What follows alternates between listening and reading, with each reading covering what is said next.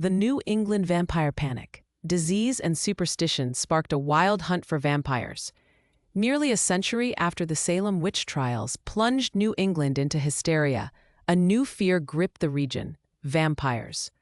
As a mysterious illness spread, many came to believe something far darker than disease was at work. Frightened New Englanders believed the dead were rising from their graves to drain the life from the living, sparking what is now known as the New England vampire panic.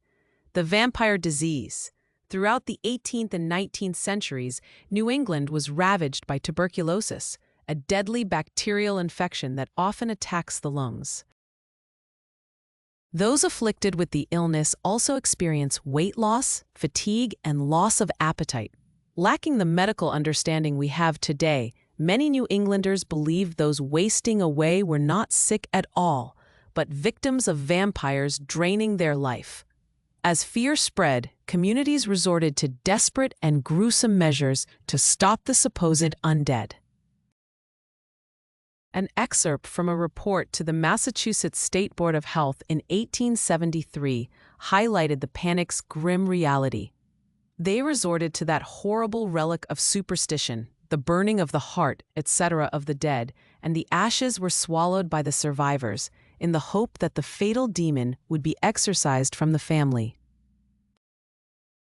Vampires abound. One of the earliest recorded vampire cases in New England centered on Rachel Harris, who passed away in 1790 from tuberculosis.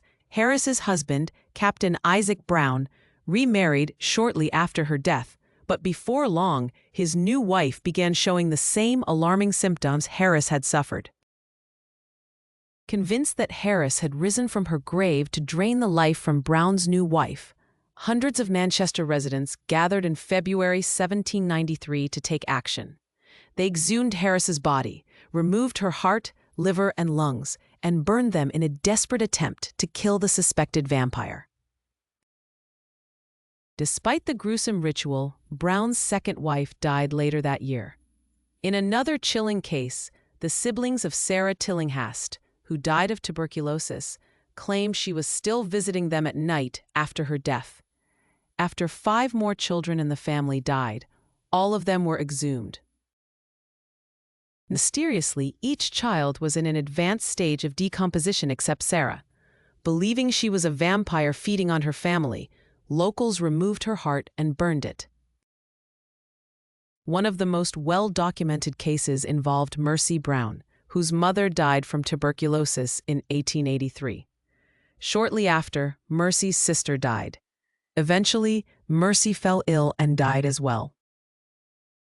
Desperate to save his surviving children, Mercy's father, George, agreed to exhume the bodies of his deceased family members in search of the cause of their suffering. On March 21, 1892, the Providence Journal reported Dr. Harold Metcalf, the medical examiner of the district, who examined the bodies, is not one to believe in the vampire superstition.